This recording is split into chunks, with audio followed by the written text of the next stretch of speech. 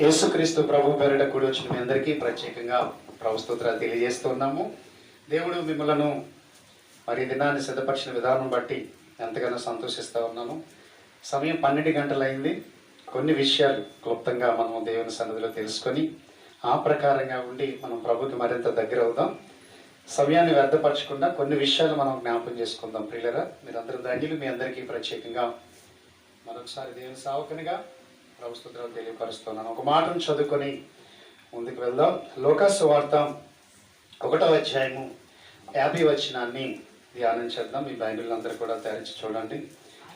లోకాసు వార్త 1వ అధ్యాయము 50 వచనాన్ని జ్ఞాపకం చేసుకుందాం. ఆయనకు జాగ్రత్త వెళ్దాం ప్రియులరా. ఆయనకు భయపడు వారి మీద ఆయన కనికరము తరతరములు ఉండును. ఆయనకు భయపడి వారి మీద. ఆయన అంటే ఎవరు?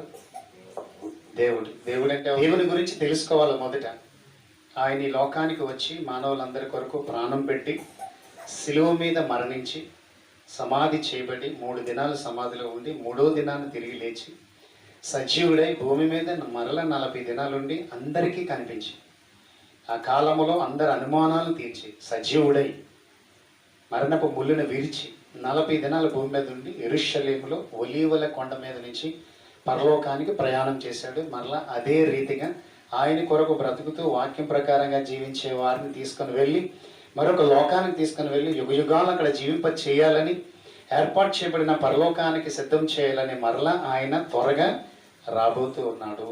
ఆయన కొరకు మనం బ్రతకాలి, చాలా జాగ్రత్తగా బ్రతకాలి. ప్రపంచం అంతమైపోయే దినాలు అతి సమీపంగా ఉన్నాయి, అతి దగ్గరగా ఉన్నాయి. మొన్న ఒక న్యూస్ విడుదల అయింది. అది ఏంటంటే 20 సంవత్సరాల నాటికి పెట్రోల్ దొరకదంట. ఒక వారం రోజుల క్రితం న్యూస్ అనమాట అది. ఇంకొక 20 సంవత్సరాల నాటికి పెట్రోల్ పూర్తిగా కనుమరుగైపోద్దంట. భూగర్భ జలాల్లో, సముద్ర జలాలలో పెట్రోల్ అంతరించిపోతూ ఉందంట. ఒకవేళ ఎక్కడన్నా దొరికింది అనుకోండి, దాన్ని తీయడానికి అంత పెట్టుబడి పెట్టి రావడానికి ఎవరు ముందుకు రావట్లేదంట. ఏ ముఖేష్ అంబానీ వాళ్ళాడు తప్ప ఎవరు కూడా ముందుకు రావట్లేదు. ఈరోజు రిలయన్స్ అతనే ఎక్కువగా ప్రతి డీల్ని ఒప్పందం చేసుకొని ₹1 నష్టం వచ్చినా భరించి అలాగా తనకు వచ్చిన వ్యాపారాలను బట్టి ఇచ్చిన స్థానాన్ని బట్టి ప్రపంచంలో నెంబర్ 1 కోటీశ్వరుడు కాబట్టి బంగారం వెలికి తీయాలన్నా, పెట్రోల్ గనులు త్రవ్వాలన్నా, ఈ తారు తీయాలన్నా, ఎందుకంటే తారున్న ప్రతి ప్రాంతంలో పెట్రోల్ ఉంటుంది, క్రూయడ్ ఉంటుంది అనమాట. ఇవన్నీ సముద్రాల్లో తీస్తారనమాట. దేవుడు సముద్రాల లోపల పెట్టాడు ఈ జలాన్ని. ముత్యాలు కానీ ఇవన్నీ కూడా సముద్రపు అంతర్గత భాగాలలో ఉన్నాయన్నమాట. వాటిని వెలికి తీయాలంటే ఆ మధ్యకాలంలో బంగారం చాలా ట్రబుల్ వస్తుంది. ₹5 పెట్టి తీస్తే బంగారం రూపాయి వస్తుందండి, అంతే. దానికి కూడా ముందుకు రావడానికి ఎవరు సాహసం చేయకపోతే ఆ మధ్యకాలంలో బంగారం రేట్లు బాగా పెరిగిపోయాయి. ఎందుకంటే దేవుడు సమస్తమును ఎక్కడ పెట్టాడు? భూమి అనే పదార్థంలో పెట్టాడు. ప్రతీది భూమి మీద పెట్టాడు. మనుషులందరినీ ఇక్కడే పెట్టాడు. ఎన్నో భూములు ఉన్నాయి ప్రపంచంలో పైన. ఏ భూమి కూడా మనం ఉండడానికి ఉపయోగము లేదు, నిరుపయోగంగా ఉన్నది. అక్కడ చాలా భూములు ఉన్నాయి. రాకెట్లన్నీ అక్కడ దిగుతున్నాయి. ట్రాక్టర్ లాంటి రోవర్స్ తిరుగుతూ ఉన్నాయి. నిత్యము ఫోటోలు తీస్తూ ఉంటాయి. శాటిలైట్స్ ద్వారా కిందకు పంపిస్తూ ఉంటాయి. అవి భూములే. అక్కడ రాళ్ళు, రప్పలు, నీరు ఇవన్నీ కూడా ఉంటాయి. కానీ పనికిరావు అవి. దేవుడు నివాస యోగ్యమైన భూమిని ఇక్కడే సిద్ధం చేశాడు. ఈ భూమి మీద అన్ని పెట్టాడు కాబట్టి మనుషుల్ని ఇక్కడ మాత్రమే ఉంచాడు. అందుకే చూడండి, ప్రతిరోజు అంతరిక్ష పరిశోధన ద్వారా నాసా వారు ఏం చేస్తారంటే ఒక్కడైనా ఎక్కడైనా ఉన్నాడేమో, పైన ఏ మనిషి అయినా తిరుగుతున్నాడేమో. ఎప్పటికీ నేటికి కనిపెడుతున్నారు. కొన్ని కోట్ల, వేల కోట్ల రూపాయలు ఖర్చు పెడుతున్నారు. ఒక్క మనిషి కూడా పైన నేటికి కనబడలేదు. ఎలియన్స్ కూడా కనపడలేదు. గ్రహాంతరవాసులు కూడా కనపడలేదు. ఇంకా మనిషి భ్రమలో ఉన్నాడు. ఎవరో ఉన్నారు పైన. దేవుడు ఏమంటున్నాడంటే భూమి మీద తప్ప నరుడు ఎక్కడ కూడా లేడు, నివాస యోగ్యం లేదు. ఇక్కడున్న మానవుడు వ్యర్థమైన ప్రయత్నం చేస్తూ తమ కాలాన్ని ముగించేసుకుంటున్నాడే తప్ప దాని వయసు ఎంత, ఇది వయసు ఎంత అన్న సంగతిని మర్చిపోయి ఒక కుంభకోణం. ఇది కూడా ఆర్థికంగా ప్రపంచాన్ని దెబ్బ కొట్టడం అనమాట. ఎంతో డబ్బును చేకూర్చేస్తుంది ప్రభుత్వం. మేము ఇది కనిపెడుతున్నాం, అది కనిపెడుతున్నాం అని. అవన్నీ కూడా ఫెయిల్యూర్ అయిపోతున్నాయి నాటికి నేటికి కూడా. కానీ దేవుడు మనుష్యులను భూమి మీద పెట్టాడు. ఈ భూమి మీద అన్నీ పెట్టాడు అనమాట. మనకి ఏది అవసరమో అన్ని భూమి మీద ఉన్నాయి. అందుకే దేవుడు ఆదికాండం 1వ అధ్యాయం 1వ వచనంలో ఆదియందు దేవుడు భూమి ఆకాశములను సృజించాను. ఆది యందు మొట్టమొదటిగా దేవుడు ఏం చేశాడంటే భూమి ఆకాశములను సృజించాను. ఎందుకంటే ఇవి మనకు అవసరం, ఇవి మనకు అవసరం. ఆకాశంతో మనకు పని లేదు. అందుకే ఆకాశం ఎవరి దగ్గర పెట్టుకున్నాడంట? భూమి ఎవరికి ఇచ్చాడంట? చూడండి 115:16 క్లియర్గా రాశాడు దేవుడు. ఆకాశములు, అక్కడ చూద్దాం, బాగా చదువుదాం. ఆకాశములు యెహోవా వశము. అక్కడ గురించి ఎవడు ఆలోచించకూడదు. భూమి ఆయన నరులకి ఇచ్చాడు. దీని గురించి మనం ఆలోచించాలి. ఇక్కడ ఏం పండించుకోవాలి, ఏం తినాలి, ప్రభా ఏం తెస్తావు, ఈ భూమిలో నేను ఏ విత్తనాలు వేయాలి, ఎలా సారాన్ని ఇస్తాను, ఈ భూమి ఎంత సారవంతంగా పండుతుంది. నేను అందులో విసిరి జరుగుతున్నా ఒక బస్తాయి, కానీ 40 బస్తాలు ఎలాగిస్తున్నావు, లోపల ఏం పని జరిగిస్తున్నావు, ఎంత దుబ్బుగా పైకి ఎలాగొస్తుంది. చక్కగా చెప్పాడండి. నీ విత్తిచున్న గింజకు శరీరం అమర్చింది ఎవరంట? దేవుడట. లోపల శరీరాన్ని అమర్చుతున్నాడంట. అలాగే నువ్వు చనిపోయిన తర్వాత కూడా దేవుడు నీకు ఒక శరీరాన్ని ఇచ్చి ఆయన నడిపించుకుంటాడు అనమాట. నువ్వు చనిపోవు, ఎప్పటికీ మరణం లేదు మనకి, శరీరానికే మరణం. ఏంటంటే మరణం అనగా ఏంటంటే ప్లేస్ మారడం. సింపుల్గా మనం చెప్పాలంటే ఎడబాటు, శరీరాన్ని విడిచిపెట్టి వెళ్ళడం. పాము చూడండి, దేవుడు అంటాడు పాము వల్లే వివేకంగా ఉండమంటాడు. అది అప్పుడప్పుడు కుబుసాన్ని విడుస్తూ ఉంటుంది. అది దానికి తెలుసు మరలా నాకు ఒక శరీరము వస్తుందని. ఆ కుబుసాన్ని విడిసే సమయంలోనే పాము మనకు దొరికేస్తూ ఉంటుంది. కదలడానికి వీలు ఉండదు. పాపం అది ఎక్కడ గరుగ్గా ఉందో చూసుకుంటుంది. అప్పుడు దాని శరీరాన్ని వదిలేయడానికి వస్తుంది, మరలా నూతన జీవాన్ని పొందుకుంటుంది. అందుకే మీరు పాము వలె వివేకంగా ఉండండి అంటాడు. దానికి తెలుసు మరొక శరీరం నాకు అమర్చబడుతుందని. మీరు ఎప్పుడన్నా పాము పాము చూసారా? మరలా దాని శరీరం ఎలా వస్తుంది? అలాగే మన శరీరాన్ని కూడా విడిచిపెట్టి ప్రభువు దగ్గరికి అక్షయమైన శరీరం, అంటే ఎప్పటికీ నాశనము కానిది, లయము కానిది, నయము కాని శరీరాన్ని దేవుడు మనకి ఇస్తాడు. మహిమ శరీరాన్ని ఇస్తాడు. ఈ శరీరం ఇక్కడే మాయమైపోతుంది అనమాట. మరణం అనే పేరుతో మాయమైపోతుంది. అందుకని దీన్ని కూడా దేవుడు ఏమన్నాడు? నమ్మొద్దు, ఇది నిన్ను మోసం చేస్తుంది. శరీరం, దేహం కూడా మనం మోసం చేస్తుంది కదండి. అంటా ఉంటాం ఈ వ్యాధి వచ్చి నన్ను ఎంత నాశనం చేసిందండి అంటాం. నీ శరీరం గుండే మాట్లాడుకుంటాను. ఈ రోగం వచ్చిన క్యాంచి నాకు ఏముందమ్మా, తినడానికి ఉందా, ఉండడానికి ఉందా అంటాం. చూడు నిన్ను ఎంత మోసం చేసింది, ఎంతగా ప్రేమించావు శరీరాన్ని. దీనికి ఎన్ని సబ్బులు రాస్తుంటావు, ఎంత ఫుడ్ పెట్టి ఉంటావు, దీన్ని జాగ్రత్తగా పోషించావు. ఈరోజు ఇది ఏం చేస్తుందంటే నీ మీద తిరుగుబాటు చేసింది. నేను నిన్ను విడిచి వెళ్ళిపోతాను అంటుంది అనమాట. అంటే దీనిని మనం పట్టించుకోవాల్సిన పని లేదు. అందుకే అంటాడు శరీరము కేవలము నిష్ప్రయోజనము, ఆత్మ మాత్రమే నిన్ను జీవింపచేస్తుందని యోహాను సువార్తలో దేవుడు చెప్పాడు. శరీరం కేవలం నిష్ప్రయోజనం. ఇది ఈ భూ ప్రపంచం మీద ఎన్ని కోట్ల మంది శరీరాన్ని వదిలేసి వెళ్ళిపోయారు చూడండి. ఎన్ని కోట్ల మంది మరణం అనే పేరుతో శరీరం అక్కడే ఉంటుంది. అందరూ వెళ్ళిపోతా ఉన్నారు. ఏ ఒక్కరి ఇక్కడ ఉండడానికి అవకాశము లేదు. ఆత్మ ఒకటే నిన్ను నడిపిస్తుంది. ఆత్మ అంటే నువ్వే, మాట్లాడుతున్న నువ్వే, అంతరంగం పురుషుడు, ఆలోచిస్తున్నవాడు. పేరు పెట్టబడినది ఆత్మకే, శరీరానికి కాదు. అందుకే సుబ్బారావు గారు వెళ్ళిపోయారండి, నిన్నే కాలం ముగించారండి అంటారు. సుబ్బారావు అక్కడే ఉన్నాడు, ఆగుబోతు దగ్గర ఉన్నాడు, అందరి ముందే ఉన్నాడు, అందరూ చూస్తున్నారు. అదే పట్ల, అదే తలకాయ, అదే కాళ్ళు ఉన్నాయి. కానీ సుబ్బారావు గారు ఎక్కడికి వెళ్ళిపోయారు? ఈ లోకాన్ని విడిచి కాలాన్ని ముగించుకొని వెళ్ళిపోయారు. అంటే ఆత్మ అనేది వెళ్ళిపోయింది. ఎంతకాలం నీ మధ్యలో, మనుషుల మధ్యలో తిరుగులాడుతూ అందరితో కలిసిమెలిసి జీవించిన ఆత్మ మరణం అనే పేరుతో శరీరాన్ని వదిలేసి కుబుసాన్ని విడిచిపెట్టి వెళ్ళిపోయింది. అది ఎప్పటికీ ఇక్కడికి రాదు. హల్లెలూయా చెప్దామా? హల్లెలూయా.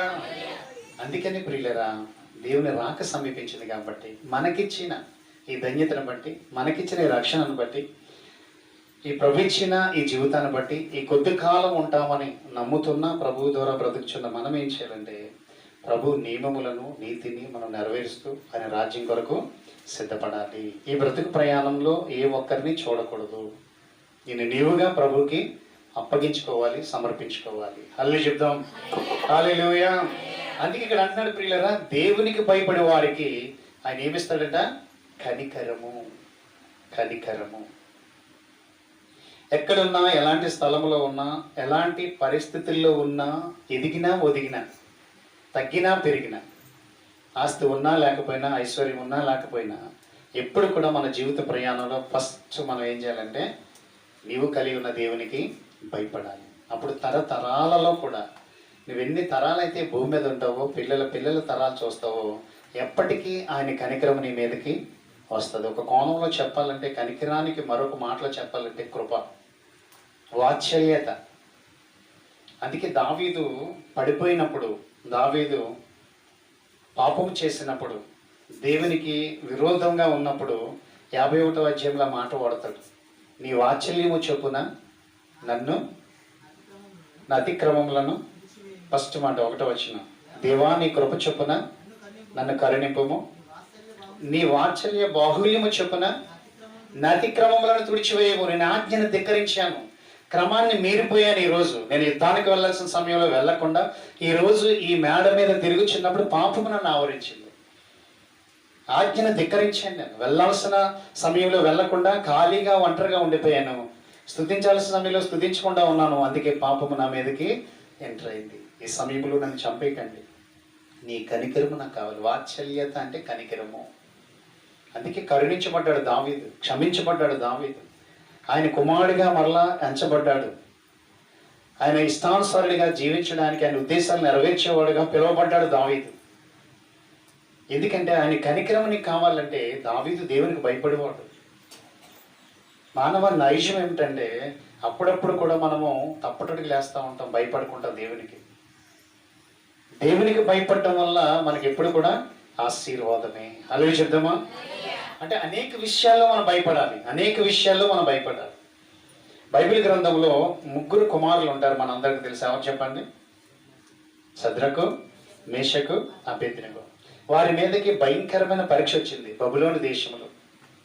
వీళ్ళేమో దేవునికి భయపడేవారు, భక్తిపరులు, ప్రార్థన వీరులు, యోధులు, దేవుడు అంటే పడిచచ్చే వ్యక్తులు. వీళ్ళు బందీలుగా తేపడ్డారు ఒక దేశానికి, బబులోను దేశానికి, ఇజ్రాయేల్ దేశం నుంచి చెరకొని తేపడ్డారు వీళ్ళు. ఇక్కడికి వచ్చిన తర్వాత మనకు అన్ని హక్కులు ఉండవు. మన ఊరి మీద ఉన్న హక్కు బయట ఊరికి వెళ్తే మనకు ఉండదు. మనం ఎక్కడికైనా వెళ్ళి గొడవ తెచ్చామనుకోండి, మనకు సపోర్ట్స్ ఎవరు ఉండరు. వాళ్ళ ఊరు బలం ఎక్కువైపోతూ ఉంటుంది, మన బలం తక్కువైపోతుంది. కాబట్టి అక్కడ సైలెంట్గా ఉండి వచ్చేయాలి, న్యాయమే ప్రకటించి వచ్చేయాలి. అదే మన ఊరు అనుకోండి, ఏమంటారు వాళ్ళు? మా ఊరు రావడరా, తునిమేంచి వస్తావు, నువ్వు నీ సంగతి దారిలో తేల్చేస్తానంటారు వీళ్ళు. అల్లే చెప్దామా? అంటే ఈ బలాలను నమ్ముకుంటారు వీళ్ళు. కానీ వీళ్ళు చెరగా తేబడిన ఒక ప్రాంతానికి వచ్చిన ప్రాంతంలో కూడా అదే భక్తిని కలిగి ఉన్నారు వీళ్ళు. అది శద్రకు, మేషకు, అబేద్నెగోల యొక్క గొప్పతనం ఏంటంటే, దేశం మారినప్పటికీ, ప్లేస్ మారినప్పటికీ భక్తి మారలేదు. మనం ఆలోచించేయండి ఒకసారి. వాళ్ళు నిజంగా అంత పకడ్బందీగా ఉండడానికి గల కారణం ఏంటి తెలుసా? దేవుని కనికరం వారి మీదకి వస్తుంది అన్ని వేళ. ఆ తరములో ఇజ్రాయేల్ దేశంలో ఉన్నప్పటికీ, బాలురిగా ఉన్నప్పటికీ, ఈ తరములో నెబుకద్నెజర్ రాజు యుద్ధానికి వెళ్ళి వారిని పట్టుకొని 10 లక్షల మందిలో అక్కడ తీసుకొని వస్తున్న వారిలో ఈ 3 కూడా తీసుకొని వచ్చినప్పుడు, దానియేలు కూడా తీసుకొని వచ్చినప్పుడు, ఈ దేశంలో కూడా వారు దేవునికి భయపడి బ్రతుకుతున్నారు. వాళ్ళు మనం ప్లేస్ మారేమనుకోండి, భయం తగ్గిపోద్ది. పెళ్ళి అనే బంధంతో భయం ఉండట్లేదు చాలా మందికి. ఇప్పుడు ఇంతమందిగా ఉంటారు, పెళ్ళి అనే బంధం అయిన తర్వాత పెళ్ళి అనే పేరుతో మాయమైపోతున్నారు వాళ్ళు. మనకి చిక్కటం లేదు. వాళ్ళు ఇంకా వాళ్ళ అత్తగారి నడవడికలు లేదా వారి ఇంటి నడవడికల్లోనే జీవిస్తున్నారు వాళ్ళు. నేను ఖండిస్తాను. ఏ కానుకో ఏ భాగానికో లోనైపోయే వ్యక్తిని మాత్రం కాదు నేను. అలాగైతే ఈరోజు మనమే గొప్పవాళ్ళం. దేవుని రాజ్యంలో ఏమి ఉండవు మనకు. అప్పుడు ఇక్కడ నీ గొప్పతనాలన్నీ కలిగి ఉండొచ్చు. మా పాస్టర్ గారు కార్లో వచ్చేస్తున్నట్టు అది బంగ్లాలు కట్టేసాడు అనుకోవచ్చు. అక్కడ ఒక కారు కానీ బంగ్లా కానీ నీకు ఉండదు. దీనత్వం కలిగిన వారిది అసలు దేవుని రాజ్యం ఎవరిదంటే పరలోకం. చెప్పండి, దీనులైన వారు ధన్యులు, దేవుని రాజ్యము. ఇక్కడ 10 బంగ్లాలు కట్టిన వారు ధన్యులు, నో ఛాన్స్. దేవుడు అటువంటి వారికి ఛాన్స్ లేదు. ఇక్కడ 10 కార్లో తిరిగిన వాడు ధన్యుడు, వాడికి పరలోకం లేదు. అసలు ధనవంతులకు పరలోకం లేదు, దీనులకే పరలోకం ఉంది. దీన స్థితి ఎన్నున్న వదికి అణిగి మనకి ఉండవాళ్ళకి. ఎందుకంటే ఇక్కడ ఏది శాశ్వతం కాదు ప్రభు అనుకొని మన పితరులు పెట్టాడు దేవుడు. అబ్రహాం, ఇస్సాకు, యాకోబులు వారు ఎన్నున్నా సరే లేనట్టు ఉన్నారంట వారు. అక్కడ చూడండి 11వ అధ్యాయము ఏప్రిల్ రాసిన పత్రిక 9వ వచనం ఒకసారి జ్ఞాపకం చేసుకుందాం. వారిని వాళ్ళు ఎలా ఫీల్ అయ్యారో చూద్దాం ఒకసారి. విశ్వాసమును బట్టి అతడును అంటే అబ్రహామును అతనితో ఆ వాగ్దానమునకు సమాన వారసులైన ఇస్సాకు కొడుకు యాకోబు మనవడు అనువారును గుడారములు అంటే వారు గుడారాలు వేసుకొని జీవించారంట వారు. మనమైతే ఈరోజు దేవుడు మనకు మంచి ఇల్లులు కట్టుకునే అవకాశాలు ఇచ్చాడు, అన్ని వనరులు ఇచ్చాడు, ఈరోజు సమృద్ధిని ఇచ్చాడు, సమకూర్చాడు. నా పిల్లలు మీరు బాగుండాలి, అనేకుల ముందు మీరు గొప్పగా ఉండాలని ఈ తరంలో ఇచ్చాడు. ఆ తరంలో వాళ్ళు ఏం వేసుకున్నారంట? గుడారములు వేసుకున్నారంట. వేసుకుని అన్యుల దేశములో ఉన్నట్లుగా వాగ్దాత దేశములో పరవాసులైరి.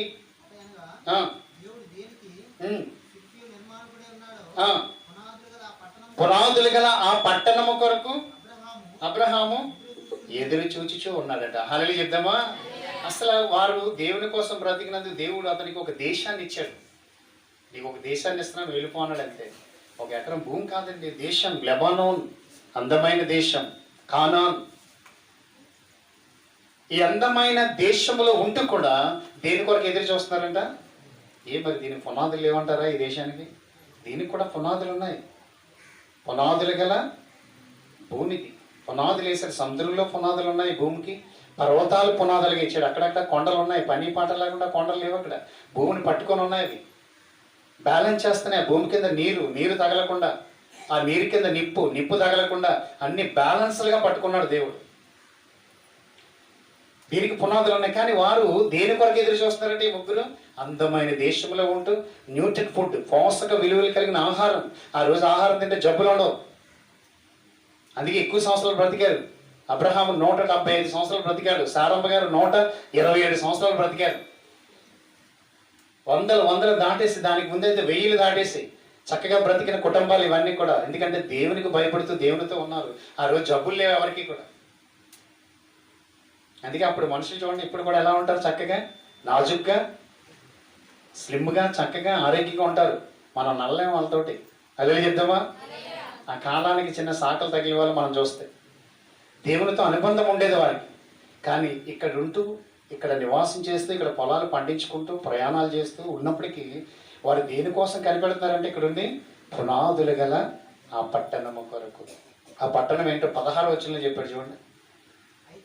అయితే వారు మరీ శ్రేష్టమైన దేశము అనగా పరలోక సంబంధమైన దేశమును కోరుచున్నారు. ఇక్కడ ఉన్నా సరే వారి కోరిక అంతా పరలోకం కావాలని బ్రతికారంటే వారు. అబ్రహాము, ఇస్సాకు, యాకోబు వాళ్ళకి ఎంత కనికరాన్ని చూపించుంటాడండి దేవుడు. అందుకే చూడండి, అబ్రహాం పేరిట ఏముంది? చచ్చిపోయిన వాళ్ళందరూ ఎక్కడికి వెళ్తున్నారు? ఈ అబ్రహాం గారి దగ్గరికి వెళ్తున్నారు. అబ్రహాము రొమ్మది పరదేశ్. లాజరు కూడా చనిపోయినప్పుడు ఎక్కడ ఆనుకొని ఉన్నాడు? అబ్రహాము రొమ్మున ఆనుకొని ఉన్నాడు. ఇప్పుడు చనిపోయిన వాళ్ళందరూ కూడా, ఆదాము మొదలుకొని చనిపోయిన ప్రతి ఒక్కరు కూడా పరదేశ్కి వెళ్ళాలంటే అబ్రహాము దగ్గరికి వెళ్ళాలి. హల్లెలూయా చెప్దామా? ఎందుకు ఈ మాటలను దేవుడు రాయించాడంటే, నువ్వు దేవునికి భయపడాలి ప్రతి నిత్యము కూడా, అన్ని వేళలా, అన్ని రంగాలలో నువ్వు అభివృద్ధి చెందుతున్నప్పుడు కూడా నీ దేవుడిని ప్రేమగా ఎంచుకోవాలని దేవుడు కోరుకుంటున్నాడు. హల్లెలూయా చెప్దామా? ఇక్కడ చూడండి, ప్లేస్ మార్గాన్ని మారిపోయేవారు కాదు దేవునికి కావాల్సింది. ఎందుకంటే ఇక్కడ అనేకమైన ఆటంకాలు ఉన్నాయి, అవరోధాలు ఉన్నాయి. రాజు మంచోడు కాదు, రాజు కఠినాత్ముడు. మొట్టమొదటి ప్రపంచాన్ని పరిపాలించిన రాజు ఎవడంటే నెబుకద్నెజర్ రాజు. ఇతడు ప్రపంచం 7 వింతలో వింత కట్టించాడు. యాంగింగ్ గార్డెన్స్, వ్రేలాడే తోటలు. భార్య మీద ఉన్న ప్రేమతో వ్రేలాడే తోటలు కట్టించాడంటే ఆకాశం నుంచి ఇలా పడేలాగా. అవి ప్రపంచ లిస్టులో 7 వింతల్లో ఒక లిస్టులో చేరింది. అది 7 వింతల్లో ఒక వింత. తాజ్మహల్ పక్కన చేరింది. వ్రేలాడే తోటలు ఎవరి కోసం కట్టించాడంట? భార్యను ఎంత ప్రేమిస్తున్నాడో చెప్పడానికి కట్టాడంట. భార్య మీద ఉన్న మక్కువతో కట్టాడంట నెబుకద్నెజర్ రాజు. ప్రపంచంలో 7వ వింతది. షాజహాన్ ఏం చేశాడు? 7 భార్యల్లో 4వ భార్య కోసం ఎక్కువగా ప్రేమించి తాజ్మహల్ కట్టాడు ఆగ్రాలో. 22 సంవత్సరాలు పట్టింది. 22,000 కోట్లు కట్టి సమాధి, అది ఆ ప్రేమతో సమాధి కట్టించాడు. దాన్ని చూడడానికి విదేశాల నుంచి వస్తున్నారు. ఏ ఇంజనీర్ అయితే కట్టాడో ఆ చేతులు నరికేశాడు, ఇంకెక్కడ కట్టకూడదని. ఆ ప్లాన్ ప్రపంచంలో ఎక్కడ ఉండకూడదు. అందుకే మన భారతదేశంలోనే ఉంది. ఈ 280 దేశాల నుంచి సుమారుగా చూడాలంటే తాజ్మహల్ని ఈ ఢిల్లీ దగ్గరికి వస్తారు, మన దేశానికి వస్తారు. ఇంకెక్కడ తాజ్మహల్ లేదు, కట్టలేరు, ఆ ప్లాన్ లేదు. అందుకే తాజ్మహల్ దేనికి సింహంగా చెప్తారు? ప్రేమకు. ముంతాజ్ మహల్ షాజహాన్ ప్రేమతో కట్టించాడు. 7 భార్యలు ఉన్నవాడికి ప్రేమ ఏంటండి? ప్రేమ ఉన్నవాడు 7 భార్యలతో ఉంటాడా? ఒక భార్యతోటి కదా ఉంటాడు. అదే చెప్దామా? అది ప్రేమ ఎలా అవుతుంది చెప్పండి? మతి లేక వీళ్ళందరికీ కూడా ప్రేమ అనగానే తాజ్మహల్ అని పెట్టేస్తాడు. తాజ్మహల్ టీ పొట్లాలు వచ్చేసాయి. ఇప్పుడు తాజ్మహల్ మీద ఎన్నో వచ్చేసాయి. నేను అనుకుంటా ఉంటాను, ఇది ప్రేమ కోసం కట్టానంటాడు, 7 భార్యలు ఉన్నారు ఇక్కడ. ప్రేమ అంటే ఒక వ్యక్తితోటే ఉంటారు, ఒకే భార్యతో ఉంటారు. ప్రేమ అంటారు దాన్ని. 10 మందితో ఉన్నది ప్రేమ మాత్రము కానీ కాదు.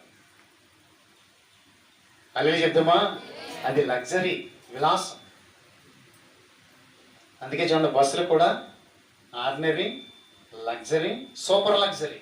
సూపర్ లగ్జరీకి వెళ్ళామనుకోండి పేలిపోతుంది, మామూలుగా ఉండదు. ఫ్యూచర్స్ ఉండవు, ఫీచర్స్ ఉండవు ఇక్కడికి. దాన్ని కోరుకోకూడదు ఎప్పుడు కూడా. నువ్వు ఎప్పుడు కూడా ఆర్డినరీగా, సాధారణంగా జీవించే వ్యక్తిగా నువ్వు జీవిస్తే దేవుని కనికరం ఎప్పుడు కూడా నీ మీదకి వస్తుంది. హలో చెప్తామా. ఇంకా చదివితే షాజహాన్ గురించి ఇంకా హిస్టరీ తిరగరాస్తే, భార్య 12 మంది పిల్లల కంటూ ఈ ప్రేమతో కట్టిన తాజ్మహల్ భార్య ముంతాజ్ మహల్ 12వ కాన్పులో చచ్చిపోయింది. 7 భార్యలో 4వ భార్యను ప్రేమించి తాజ్మహల్ కట్టిన ఈ భార్య 12వ కాన్పులో చనిపోతే, ఆ భార్యను, చనిపోయిన భార్యను పక్కన పెట్టేసి చనిపోయిన వ్యక్తి గురించి మర్చిపోయి వాళ్ళ చెల్లెల దగ్గరికి వెళ్ళి బలవంతంగా లాక్కొని పెళ్లి చేసేసుకున్నాడు. ఇందులో ప్రేమ ఏముందండి? షాజహాన్ గారి దగ్గర ప్రేమ ఏముంది చెప్పండి? ప్రేమకు సింహం తాజ్మహల్ ఎలాగవుద్ది? ప్రేమకు సింహనం యేసుక్రీస్తే. హల్లెలూయా చెప్దామా. సిలువ మాత్రమే, క్రాస్ మాత్రమే, ప్రాణం పెట్టింది ఆయనే ప్రపంచంలో మానవులందరి కొరకు. ఎలా ఉండిపోయాడా షాజహాన్? చెల్లిని బలవంతంగా వశపరుచుకొని పెళ్లి చేసేసుకున్నాడు. మీరు చదివితే మీకు అర్థమవుతాయి ఇవన్నీ కూడా. ఇది మనుషుల్లో నానుడు ఏంటంటే ప్రేమ అంటే తాజ్మహల్, ప్రేమ అంటే తాజ్మహల్ కాదు, అది సమాధి. ఓ పిచ్చోడు చేసిన పని అది. హల్లెలూయా చెప్దామా. హల్లెలూయా. ప్రేమకు నేటికి నాటికి సింహనం ఒకటే, క్రాస్. యేసుక్రీస్తు ప్రభువారి ప్రాణం ఒకటే. ప్రేమకు నిర్వచనం. ప్రేమ ఇట్టిదని ప్రపంచానికి తెలిసింది ఎప్పుడంటే ప్రాణం పెట్టినప్పుడు మాత్రమే. ఆ దేవునికి ఎవరైతే భయపడతారో, ఈ భూమి మీద ఎన్ని ప్రాంతాలలో ఉన్నా ఎక్కడున్నా సరే వారి మీదకి ఎప్పుడు కూడా ఆయన కనికరము వస్తుంది. నువ్వు తప్పించబడతావు, క్షమించబడతావు, పోనీలే అని వదిలేయబడతావు. నువ్వు ప్రతి విషయము జరుగుతున్న తప్పిదములను బట్టి, వస్తున్న అవరోధాలను బట్టి, ఆటంకములను బట్టి, మనుషులు పెడుతున్న ప్రలోభాలను బట్టి పడిపోతున్నప్పుడు ఆయన కనికరం అన్ని వేళలు నీ మీదకి రావాలంటే నువ్వు దేవునికి భయపడి వాడుగా ఉంటావు.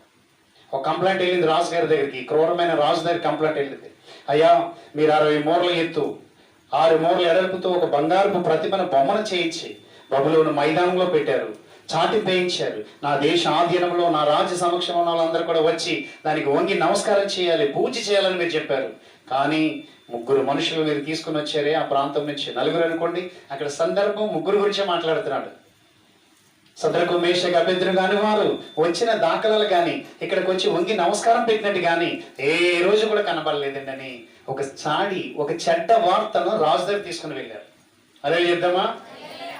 ఆ రాజు ఆధీనంలోనే బ్రతుకుతున్నారు, ఆ రాజు పెట్టిన ఫుడ్డే తిన్నారు, ఆ రాజు ఇచ్చిన ఉద్యోగాలతోనే బ్రతుకుతున్నారు. అక్కడ సద్రకు మేషకు అబేద్నెగో ఆ రాజు సమక్షంలోనే ఉన్నారు. కానీ రాజు పెట్టిన విధిని, ఆ నియమాన్ని పాటించడానికి ఇష్టపడటం లేదు.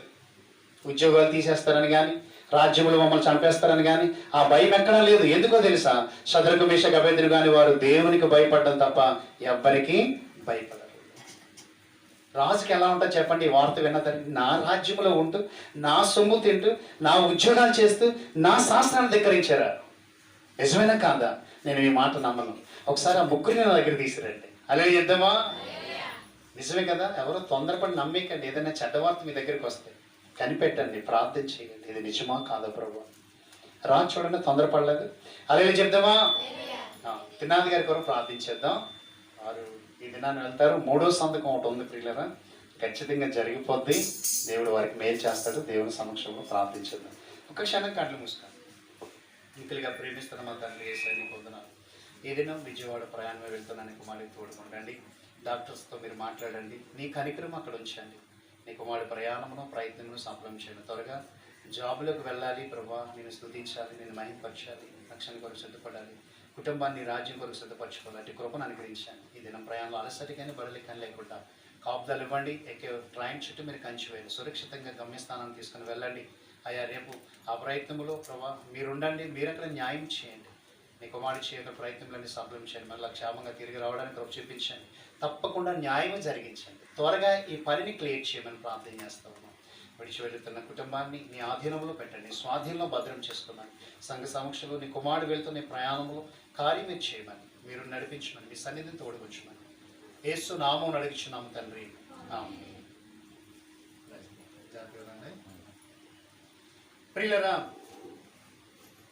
షద్రకు, మేషకు, అబేద్నెగో ఈ ముగ్గురు కూడా దేవునికి భయపడేవారుగా ఆ ప్రాంతంలో దేవుని సన్నిధిని బలముగా కనపరుస్తూ ఉన్నారు. నమ్మిన వారు చెప్దాం.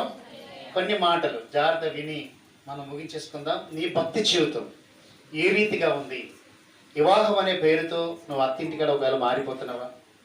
స్నేహం అనే పేరుతో స్నేహితుల మధ్యలో మారిపోతున్నావా? బంధువులు అనే పేరుతో బంధువుల మధ్యలో ఒకవేళ నీ భక్తిని విడిచిపెడుతున్నావా? నువ్వు కలిగి ఉన్న భయాన్ని వదిలేస్తున్నావా? సార్, నిన్ను నువ్వు పరీక్షించుకోవాల్సిన దినం వచ్చింది, ఆ సమయం వచ్చింది. ఆ సమయాన్ని మళ్ళీ మనం పరీక్షించుకోవాలని దేవుడి దినాన్ని మాట్లాడుతూ ఉన్నాడు. నేరుగా ఈ మాటలు రాజు దగ్గరికి వెళ్ళినప్పుడు, వారిని తీసుకొని రమ్మని చెప్పినప్పుడు, ముగ్గురిని కాళ్ళు చేతులు కట్టి రాజు సమక్షంలో తీసుకుని వెళ్ళినప్పుడు రాజు ఒక మాట అడుగుతున్నాడు దేవుడి సన్నిధిలో, నేను విన్నది నిజమా? హల్లెలూయా చెప్దామా? హల్లెలూయా. ఏమని అడుగుతున్నాడు చూడండి ప్రియులారా.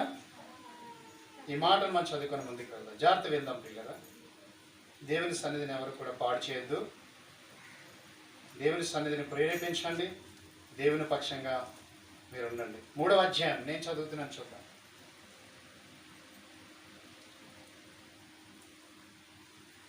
పద్నాలుగు వచ్చినాన్ని ఒకసారి నేను చదువుతున్నాను. దానియేలు గ్రంథం 3వ అధ్యాయం. అంతటా నెబుకద్నెజరు వారితో ఇట్లనెను, షద్రకు, మేషకు, అబేద్నెగో, మీరు నా దేవతను పూజించటం లేదనియు నేను నిలవబెట్టించిన బంగారు ప్రతిమకు నమస్కరించడం లేదనియు నాకు వినబడినది. ఇది నిజమా? వారు చెప్పారు, కానీ నేను వినలేదు. మీ ద్వారా తెలుసుకుందామని అనుకుంటున్నాను. కంప్లైంట్స్ వస్తున్నాయి నా దగ్గరికి. నా రాజ్యంలో మీరు ఉన్నారు, నా ఉద్యోగాలు మీరు పొందుకున్నారు, నేను పెట్టి తిండి తింటున్నారు, నా దేశ సంపదను మీరు అనుభవిస్తున్నారు, నేను తీసుకొచ్చిన పిల్లలు మీరు ఈ ప్రాంతానికి ఇజ్రాయేల్ దేశం నుంచి నేను తీసుకొని వచ్చాను. ఈరోజు నేను ఒక శాస్త్రాన్ని రాయించాను, ఇక్కడ ఒక బొమ్మను చేయించాను. అది ఎంతంట? 60 మూరల ఎత్తు, 6 మూరల ఎడల్పు, బంగారు ప్రతిమ, బంగారంతో చేయించాడు. విగ్రహారాధికుడు నెబుకద్నెజరు, పిచ్చి కలిగిన వాడు, ఒక దేవతను సృష్టించాడు. అక్కడ తయారు చేయించి నిలబెట్టించి ఒక శాస్త్రం వేశాడు. నా దేశంలో ఉన్నవారందరూ ఈ దేవతకే పూజించాలి, పూజ చేయాలి. అలా ఎవడైతే పూజించడో వాడిని తెలుసుకొని అగ్ని గుండములో పడవేసి చంపుతాను. అది అక్కడ శాసనం. ఇది తెలుసు, షద్రకు, మేషకు, అబేద్నెగోకు తెలుసు. కానీ దేవునికి భయపడేవారు దేనికి భయపడరు, ప్రాణం పోయినా నిలబడతారు. నిజంగా దేవునికి భయపడేవారు ప్రాణాన్ని లెక్క చేయరు. పౌలు గారిని చంపేస్తానన్నాడు, వాక్యం ప్రకటించినది చంపేస్తాడు రాజు పెలెక్స్ నగరంలో. చంపుకో అన్నాడు. అయితే 2 నిమిషాలు టైం ఇమ్మన్నాడు. అప్పుడు కూడా దేవుని వాక్యాన్ని అందించాడు. అప్పుడు ఒక చెక్క మీద పెట్టి అతని తలను ఒకే ఏటికి నరికేశాడు. ప్రభు కోసం ప్రాణాన్ని అర్పించాడు పౌలు గారు. ఎంతగా సువార్త ప్రకటించాడు. ఎన్ని నిందలు, ఎన్ని అవమానాలు, ఎన్ని భరించాడు. అంతమంది దొంగల భయం, తోటి కపట సహోదరుల భయం, దెబ్బలు.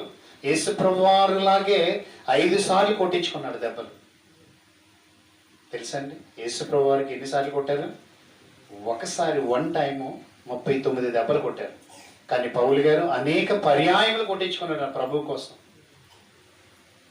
ఒకప్పుడు క్రూరుడు, ఒకప్పుడు హింసకుడు, ఒకప్పుడు దోషకుడు, ఒకప్పుడు పాపి, దేవుని ప్రజలంటే ఇష్టం లేనివాడు, దేవుని ప్రజలను చంపినవాడు, హింసించినవాడు, కష్టపెట్టినవాడు, సంఘాలను కూలదోసినవాడు, దేవుని కోసమే వ్యతిరేకంగా పనిచేసిన వ్యక్తి దేవుడు కొట్టిన తర్వాత కళ్ళు పోగొట్టి మరలా ఇచ్చి ఆయన పని కొరకు సిద్ధపరిచిన తర్వాత ప్రభు కోసం ప్రాణం ఇవ్వడానికి వచ్చేసాడు.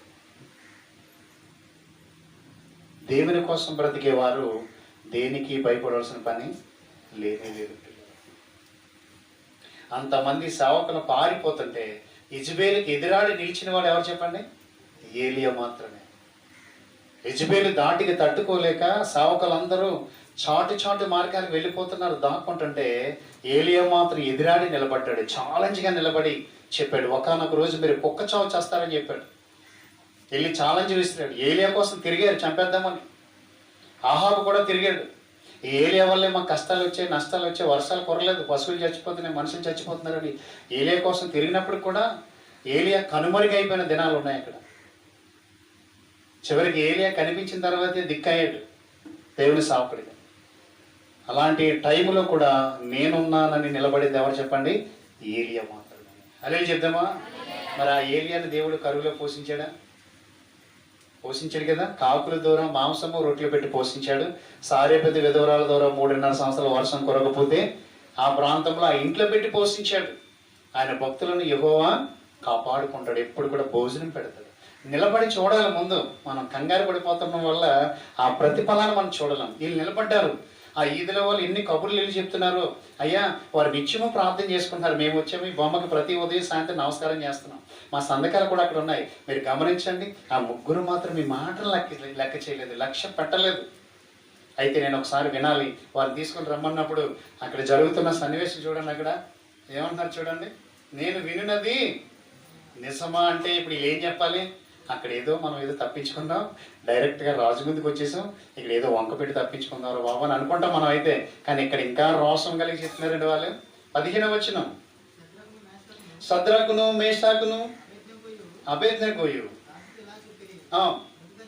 నెబుకద్నెజరు ఇందుని గురించి నీకు సమాధానము చెప్పవలసిన పని మాకు. నా దేశం నుండి ఎంత పౌరుషం ఉండేకి. చాలామంది నా సొమ్ము తిని నా మీదకి వస్తావా అంటారు. చూసారా కొంతమంది. ఎలా ఉంటుందండి ఇప్పుడు? నీకు సమాధానం చెప్పవలసిన పని మాకు లేదు. రాజుకి ఇస్తున్న సమాధానం. వీళ్ళు ఎవరు చెప్పండి? దేవునికి భయపడేవారు. లేదంటే అక్కడ లొంగిపోతారు కదండి, లోనైపోతారు కదా, సమ్మతించేస్తారు కదా, సంధి చేసుకుని అయ్యా మేము రాకపోవడం ఏంటండి, ఎవరో మీకు తప్పుడు సమాచారం ఇచ్చి ఉంటారు. అలాంటిది ఏమి లేదు. ఈరోజు అక్కడికి వచ్చేస్తాను, సంతకాలు పెట్టేస్తాం, వంగి దండాలు పెట్టేస్తామండి. మీ రాజ్యంలో ఉంటూ మీ ఉప్పు తింటూ మేము తప్పు చేస్తామండి అని తప్పించుకుంటారు. కానీ దేవునికి భయపడే వాళ్ళు ఏం చెప్తున్నారు? మీకు ఈ విషయంలో సమాధానం చెప్పవలసిన పని మాకు లేదు. ఎంత ఛాలెంజ్గా జీవించారండి శద్రకు మేషకు అబేద్నెగో. ఒకసారి ఆలోచించండి. దేవుని పిల్లలు ప్లేస్ మారినంత మాత్రాన మారిపోకూడదు. నీ అత్తింటిలో కూడా నువ్వు పౌరుషం కలిగి జీవించాలి. ఆ జ్ఞాపకాలు విడిచిపెట్టకూడదు. ఈరోజు ఎంతమంది మన సంఘములో బలపరచబడి ఆత్మీయంగా ఎదిగి నీతిగా బ్రతికి ఈరోజు ఎంతమంది దూరం అయిపోయారండి దేవునికి. ఆలోచించాను. నేను ప్రతి రాత్రి విచారించే దీనికోసమే. ప్రభా ఎప్పుడు త్రిప్పుతావు వాళ్ళని వెనక్కి. కానీ ఒక సమయం ఉంటుందండి. పాపం పడినప్పుడు ఎవరు ఆపలేరు. పాపం పరిపక్వమైనప్పుడు ఎవరు ఆపలేరు. సొదొమ గొమొర్రా పట్టణాలను కాల్చేయడానికి ఒక కారణం ఉందండి. అనేక కారణాల్లో కారణం ఉంది తెలుసా? మనం అనుకుంటాం వాళ్ళు స్త్రీ పురుషుల కలయిక, పురుషునితో పాపం చేశారు, ఇలాగా అలాగా. చిన్నపిల్లలు లేరు, పెద్ద పిల్లలు లేరు, అందరూ ఏకమై వచ్చిన దేవదూతల మగవాళ్ళైన వాళ్ళని పాడు చేయడానికి వచ్చేసారు ఆ దేశంలో ఉన్న వాళ్ళని అనుకుంటాం. కానీ వాళ్ళ గుణం ఒక దగ్గర రాశాడండి దేవుడు. హెజ్కేలు గ్రంథం 16వ అధ్యాయము 49వ వచనంలో సొదొమ గొమొర్రా పట్టణాలను కాల్చేయడానికి ఒక కారణం కూడా రాశాడండి. అక్కడ సంభాషణ కాదు, చెల్లెలని పోలుస్తున్నాడు. ఒక దేశానికి నువ్వు చెల్లెల్లాగా అయిపోయావు, నీ చెల్లెలైనా అని చెప్పాడు చూడండి. అక్కడ నీ చెల్లెలైనా సొదొమ గొమొర్రా పట్టణం అంటే అక్క ఎవరో ఉన్నారు. దీనికిలా దారుణంగా తయారైంది ఒకటి ఉంది. మొదటి నుంచి మీరు చదువుకుంటే అర్థమవుతుంది. నీ చెల్లెలైన సొదొమ గొమొర్రా చేసిన దోషం ఏంటో తెలుసా? అసలు కాల్చేయడానికి గల కారణం ఏంటో తెలుసా? దాని కుమార్తెలకును కలిగిన గర్వం. సొదొమ గొమొర్రా పట్టణస్థులు గర్వముతో నిండిపోయారట. వాళ్ళు చేసిన మొదటి దోషం, గర్వాంతులు అయిపోయారట. ఎందుకో తెలుసా? ఒకానొక రోజు అబ్రహాం వెనకాల వెళ్ళిన లోతును దేవుడు దీవించాడు. అబ్రహాము సేవకుడు వెనకాల వెళ్ళినందుకు, అబ్రహాము దేవుని సేవకుడు, లోతు తన తమ్ముడు కొడుకు వెళ్ళినందుకు సమానంగా దేవుడు దీవించాడు. ఆస్తినిచ్చాడట. లోతుకు కూడా ఆస్తినిచ్చాడు. అందుకే ఒకనొక రోజు అబ్రహాము ఇంట్లో పనిచేసే వారికి లోతు కాపురులకు గొడవలు వచ్చేస్తున్నాయంట. బయటికి వెళ్ళినప్పుడల్లా గొడవలు ఆడేసుకుంటున్నారంట బయట మందల దగ్గర. ఈ విషయం అబ్రహాం దగ్గరికి వచ్చింది. నీవు నేను బంధువు కాబట్టి మన గొడవలు వద్దు, ఓ పని చేద్దాం, నీవు ఎక్కడ కావాలో అక్కడ నువ్వు తీసేసుకో, ఇదంతా దేవుడు మనకి ఇచ్చాడు, నేను ఎక్కడ ఉండాలో అక్కడ ఉంటాను.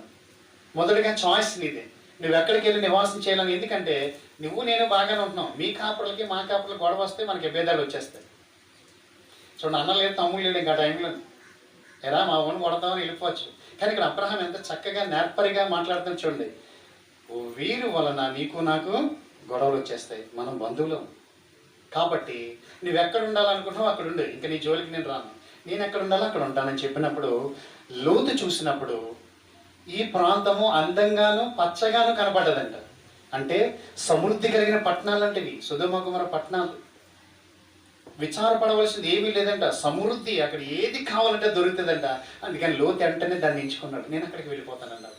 సరే నువ్వు అక్కడికి వెళ్ళిపో, నేను ఈ ప్రాంతంలో ఉంటానని చెప్పి మొత్తం మీద వాళ్ళు డివైడ్ అయిపోయారు, వేరు చేపట్టారు. అందుకే అంత సమృద్ధి కలిగిన పట్టణానికి ఏమొచ్చిందంట? గర్వం. సమృద్ధితో నువ్వు నింపబడుతున్నప్పుడు గర్వం అనేది నీ వెనకాల రాకూడదు. ఎందుకో తెలుసా? గర్వము నాశనమునకు నడిపించేస్తుంది. నీకు తెలియకుండానే పెచ్చిమీరిపోవడం వల్ల అది నాశనం వైపు వెళ్ళిపోతుంది. అది సొదొమ గొమొర్రా పట్టణాల గురించి రాత్రి ధ్యానం చేసినప్పుడు ఈ మాట దొరికింది మనకి. ఈ 16:49 దొరికింది హెజ్కేలు గ్రంథంలో. దాని గురించి మాట్లాడు. ఇప్పుడు 3500 సంవత్సరాల క్రితం కాల్చబడిన పట్టణాల గురించి హెజ్కేలు ప్రవక్తతో కూడా దేవుడు చెప్తూ ఉన్నాడు. చెల్లెలుగా పోల్చాడు. నీ చెల్లెలైన సొదొమ గొమొర్రా పట్టణాలని ఎందుకు కాల్చానంటే వారి యొక్క దోషం ఏంటో తెలుసా? మొట్టమొదటిగా వారు గర్వాంధులు అయిపోయారు. రెండవది చూద్దాం త్వరగా. సమృద్ధియు 16:49 గర్వమును, ఆహార సమృద్ధియు, నిర్విచారమైన అంటే విచారపడవలసినది ఏది లేదంటే అంత సుఖమే. ప్రతి విషయంలో సుఖముగా జీవిస్తున్నారు ఈ కుటుంబాలన్నీ కూడా. ఈ 2 పట్టణాలు శాటిలైట్ సిటీస్ హైదరాబాద్లో ఉంటాయి. ఇక్కడ అంతా కూడా సమృద్ధి దొరుకుతుంది. అందువల్ల ఆయన దేవుని స్తుతించకుండా గర్వాంధులు అయిపోయారు. నిర్విచారం అంటే విచారం కానిది, దేని గురించి విచారపడవలసిన పని లేదు. హాయిగా సుఖంగా జీవించచ్చు ఎన్ని సంవత్సరాలైనా. అలాంటి సమృద్ధి కలిగిన పట్టణాలు దేవుడిస్తే గర్వాంధులు అయిపోయి వారు సుఖంగా జీవిస్తూ ఏం చేస్తున్నారు చూడండి. అక్కడ దరిద్రులకును ఏ సహాయం చేసే పట్టణం కాదంట. ఒక దరిద్రుడికి సహాయం చేయలేదంట, ఒక దీనులకు సహాయం చేయలేదంట వాళ్ళు సొదొమ గొమొర్రా ప్రజలు. అందుకని దేవుడు అగ్ని గంధకములను ఆకాశం నుంచి కురిపించి బూడిద చేసి పాడేస్తాడు వారు. మీకు ఇంకోటి తెలుసా? ఏంటి, వారిని క్షమించలేదా? వారికి అవకాశం ఇవ్వలేదంటే అవకాశం ఇచ్చాడు. ఎంతమంది వారికి ఇచ్చాడు తెలుసా? ఏంటి, ఎంత గొప్ప దేవుడని మన దేవుడు. అందుకేనండి ఆయన కనికరం ఎప్పుడు మన మీద ఉంది కాబట్టి బ్రతికేస్తున్నామండి మనం. ఎంత కనికరం చూపడే తెలుసా? అబ్రహాంతో అన్నాడు. అబ్రహాం వేడుకుంటున్నాడు, అయ్యా నా తమ్ముడు కొడుకు అక్కడే నివాసం ఉంటున్నాడు లోతు, అతన్ని చంపేస్తావా? వాళ్ళ భార్య ఉంది, భార్యని చంపేస్తావా? ఇద్దరు అందమైన కూతుర్లు ఉన్నారు, వాళ్ళని చంపేస్తావా? ఒక్కసారి నా మనవి వినవరా, నేను మారుస్తాను, సువార్త ప్రకటిస్తాను అక్కడికి వెళ్ళి. అయితే దేవుడు ఛాన్స్ ఇచ్చాడండి. అబ్రహాం ఛాన్స్ ఇచ్చాడు. అలా 100 మంది నుంచి పడిపోయారండి అందరూ కూడా. చివరికి ఎంతమందికి అన్నాడు తెలుసా దేవుడు? 10 మంది మారినా ఈ దేశాన్ని ఉంచుతానన్నాడండి. అలా చెప్దామా? ఏంటన్ని లక్షల కోట్ల మందిలో ఈరోజు విశాఖపట్నం సిటీ జనాభా కోట మంది అండి, 1 కోటి మందికి వచ్చేసారు. మన ఆంధ్రప్రదేశ్ 5 కోట్ల మందిలో విశాఖపట్నమే 1 కోటి ఉంది. హైదరాబాద్ మంది కాదు, ఇంకా 2 కోట్ల మందికి దాటిపోయారు. ఇలాంటి 2 శాటిలైట్ సిటీల్లో దేవుడు ఇన్ని కోట్ల మందిలో 10 మంది మారినా నేను ఇప్పుడు ఆపుతానన్నాడండి. ఎంత కనికరం చూపించాడండి దేవుడు. తెలుసండి వీళ్ళు దుర్మార్గులని, దుష్టులని, బహు పాపులని, ఘోరమైన పాపం చేసిన వారని దేవుని తెలుసు కాబట్టి 10 మంది ఛాన్స్ ఇచ్చిన అబ్రహాం 1000 ప్రయాసాలు పడినా 10 మంది కూడా మారని దేవుని తెలుసు. అందుకని వారి దోషము గొప్పదైనందున దేవుడు ఏం చేశాడు చెప్పండి? సొదొమ గొమొర్రాల మీద ఏం కురిపించాడు? అగ్ని గంధకములను కురిపించాడు. ఇంకా వాళ్ళు ఎలాంటి వాళ్ళు చూడండి. ఆదికాండము 13వ అధ్యాయము 13వ వచనం సొదొమ గొమొర్రా ప్రజల గురించి దేవుడు చెప్పిన మాట. ఇక్కడ ఈ కోణంలో చెప్తే వీళ్ళు దీనులంటే ఒక్క సహాయం చేయలేదంటే ఎంత సమృద్ధుడి కూడా. పేదలు కనపడితే వారు కనీసం ఒక పుట్టు పెట్టలేదండి వీళ్ళు. దేవుడు స్వయంగా చెప్పాడండి హెజ్కేలు ప్రవక్తతో, వారి దోషమును బట్టి నేను కాల్చేసాను అంటున్నాడు. ఇక్కడ ఏమన్నాడు చూడండి, సొదొమ మనుష్యులు దేవుని దుష్టులను యెహోవా దృష్టికి బహు పాపులనై ఉన్నారు, అందుకే కాల్చేశాడు. పాపము పండిపోయినప్పుడు ఎవ్వరు కూడా ఆపలేరండి. అది హార్ట్ అటాక్ కావచ్చు, అది వ్యాధి కావచ్చు, అది బాధ కావచ్చు. ఏమైన కార్యములను, దేవునికి నచ్చని ఇష్టం లేని కార్యములు చేస్తూ చేస్తూ చేస్తూ ఉన్న వారి పాపం పోగి పెరిగి పెద్దదైనప్పుడు వారి ఖచ్చితంగా భూమిని విడిచి వెళ్ళిపోయే దినము ఆసన్నమైందని వారు తెలిసిపోద్ది. ఈ మధ్యలో దుర్బోధలు వస్తూ ఉన్నాయి. పర్లేదండి, చిన్న పాపాన్ని దేవుడు క్షమించేస్తాడండి. ఒక్కొక్కడు ప్రలోభ పెట్టి వాడు పట్టం గడిపేస్తున్నాడు, ఆ సేవకుడు పట్టం గడిపేస్తున్నాడు. వీళ్ళు ఏమన్నా అనుకుంటారేమో అనుకుని వాడు పర్లేదమ్మా అంటే ఏం చేస్తున్నాడంటే ఆ పాపాన్ని ఈ సేవకుడిని ఎత్తి మీద వేసుకుంటున్నాడు. వాళ్ళ దేవుని రాజ్యం అంతా ఈ సేవకుడు ఎక్కడ పోతాడు ఇప్పుడు? రకరకాల ప్రయోగములు, రకరకాల పన్నాగములతో వాడి ఈ క్షణికమైన జీవితాన్ని పొట్టగడపడానికి చూస్తున్నాడు తప్ప, నీతి కొరకు నిలబడేవారు సద్రకు మేషకు అబేద్నెగో లాంటి వారు ప్రాణమైనా ఇవ్వడానికి సిద్ధపడతారు తప్ప, అలాంటి దేవునికి నచ్చని హేయమైన కార్యాల్లో చేయి పెట్టడానికి ఇష్టపడరు. నీ బొమ్మకు మేము నమస్కారము చేయము. నీకు ఏ విధంగా సమాధానం చెప్పవలసిన పని మాకు లేదు. మా దేవుడు చంపేసినా పర్వాలేదు. రాజు అన్నాడు, ఇప్పుడు ఎవడు మిమ్మల్ని రక్షిస్తాడు? రక్షించినా రక్షించకపోయినా పర్లేదు, మా దేవుడి కోసమే ప్రాణాలు ఇచ్చేస్తాం. అక్కడ ఒక మంచి తీర్మానం కనపడుతూ ఉంటుంది. ఏంటంటే, మా దేవుడు రక్షించగల సమర్థుడు. ఒకవేళ అది మనకు కావాలి, ఈ వ్యాధి నుంచి విడిపిస్తేనే నాకు దేవుడు అండి అని అనకూడదు. మనం విడిపించినా విడిపించకపోయినా దేవుడు నా దేవుడే, నన్ను చంపేసినా నా దేవుడే. ఆ తీర్మానం మనకుంటే ఖచ్చితంగా దేవుడు నేను విడిపిస్తాడు. ఉద్యోగం వస్తేనే యేసుప్రభువుని నమ్ముతారు. చాలా మంది ఎందుకు వస్తారు అసలు దేవుని దగ్గరికి? ఉద్యోగం కోసం, పిల్లల కోసం, గర్భఫలం కోసం, మంచి ఇల్లు కోసం, గేదె కోసం, కుక్క కోసం, నక్క కోసం, మేక కోసం, గొర్రె కోసం. ఇవన్నీ ప్రభు ఇస్తేనే దేవుడా? ఇవ్వకపోయినా ఆయన దేవుడి పోస్టులోనే ఉన్నాడు. ఆయన నువ్వు కాదన్నంత మాత్రాన దేవుడు కాకపోవడం. ఆయన నిన్న నేను యాకరీతిగా ఉన్నవాడు అనేవాడు, నిరంతరం జీవించేవాడు. ఆయన దేవుడే దేవుడే దేవుడే, శాశ్వత కాలం ఉండే దేవుడు. ఆయనకు వయసు లేదు, మితి లేదు, గతి లేదు. ఆయన ఆదిలో ఎలా ఉన్నాడు, మధ్యలో అలా ఉంటాడు, చివరిలో అలాగ ఉంటాడు. ఆదియు అంతము నేనే, యుగ యుగాలు జీవించేవాడును నేనే. ఆ దేవునికి ఎవరైతే భయపడతారో వీరు వలె దేవుని కనికరు వారి మీదకి వస్తుంది. ఎలాంటి శాసనాన్ని ఇలా మార్చేశారో తెలుసా బిడ్డ? ఎంతగా ఇలా గొప్ప చేయడానికి నిజంగా నువ్వు నిలబడితే దేవుడు మరింత ఎచ్చులోనికి నేను తీసుకుని వెళ్తాడు. ఒక భోజనం కోసమో, ఒక ధన సహాయం కోసమో, ఒక లోకం కోసమో, దేనికోసమో నువ్వు ప్రలోభ పడిపోతే దేవుడిని ఎప్పుడు నువ్వు గొప్ప చేస్తావు అన్యజనుల మధ్యలో? అసలు ఆలోచించండి. ఒకవేళ ఈ నీతిని అక్కడ అమ్మేసుకొని ఉంటే ఈరోజు ఇలా గురించి మనకు సాక్ష్యమో ఉండనే ఉండదు. రాజు సొమ్ము తింటూ, రాజు ఆధీనంలో బ్రతుకుతూ, రాజు ఉద్యోగాలు చేస్తూ, జీతాలు తీసుకుంటూ, రాజు నియమించిన నియమములకు, కట్టడలకు, విధులకు లోబడలేదు. ఎందుకో తెలుసా? అది దేవునికి ఇష్టము లేనివి. ఏ పరిస్థితుల్లో ఉన్నా సరే దేవునికి ఇష్టము లేనివి నీకు తగిలితే నీ ఇంట్లో వాటిని ఇంట్లో పెట్టుకోకు. వాటి ద్వారా నీకు శాపం వచ్చేస్తుంది. నువ్వు దాని కొరకు ఛాలెంజ్గా నిలబడాలి, త్యాగం చేయాలి. ఆ రీతిగానే చెప్తుంది ఇక్కడ వాక్యం. వారేమన్నారు? ఈ విషయములో నీకు ప్రత్యుత్తరం ఇయ్యవలనున్న చింత మాకు లేదు. నీకేం చెప్పాల్సిన పని, మీరు ఏదంటే చేసుకో. నిజమే, మేము అక్కడ రాలేదు, నీ బొమ్మకు మేము పూజ చేయలేదు, నమస్కారం చేయలేదు. ఎందుకంటే దేవునికి ఇష్టం లేని పనులు. చాలా మంది నేటికి నాటికి అందులోనే ఏలెడతారు, ఇందులోనే ఏలెడతారు. అందుకే ఉంటే దేవుడు ఏమన్నాడు? ఉంటే వెచ్చగానే ఉండు, చల్లగా ఉండు. నువ్వు వెచ్చగా ఉంటే నువ్వు పడిపోతావు, ఇబ్బంది పడతావు. ఒక మంచి తీర్మానంతో వెళ్ళిపోతున్న నీ జీవితంలోకి దేనికి రానబోతుంది, దేనిని రానబోతుంది. ఇది దేవునికి ఇష్టం లేని కార్యం చేసి ప్రలోభ పెట్టి మీరు చెయ్యండి అంటే ఆ దేశంలో ఉన్న వారందరూ కూడా తల వంచారు. కానీ దేవుని బిడ్డలుగా దేవునికి భయపడి ముగ్గురు మాత్రము తల వంచలేదు. అందుకే చూడండి, దేవుడు చివరి వచనంలో ఎంత బాగా చెప్పాడు ఇలా గురించి. ఈ మాటను మన హృదయంలో పెట్టుకుందాం. నేనే చదువుతున్నాను ఈ విషయాన్ని, చూద్దాం ప్రియులరా. 17వ వచనం అంటారు, మేము సేవించుచున్న దేవుడు మండించున్న వేడిమి గల ఈ అగ్ని గుండములో నుండి మమ్మల్ని తప్పించి రక్షించుటకు సమర్థుడు. మరియు నీ వశమును పడకుండా ఆయన మమ్మల్ని రక్షించడు. ఒకవేళ ఆయన రక్షించకపోయినను రాజా, నీ దేవతలను మేము పూజింపమనియు నీవు నిలవబెట్టించిన బంగారు ప్రతిమకు నమస్కరింపమనియు తెలుసుకొనుము. రాజుకు డైరెక్ట్గా ఛాలెంజ్ చేస్తున్నారు. నువ్వు అగ్నిగుండంలో వేసేస్తానంటున్నా కదా, మా మీద కోపం వచ్చింది నీకు. మేము మా దేవుణ్ణి ఆరాధిస్తున్నాం, మా దేవుడు రక్షించగల సమర్థుడు.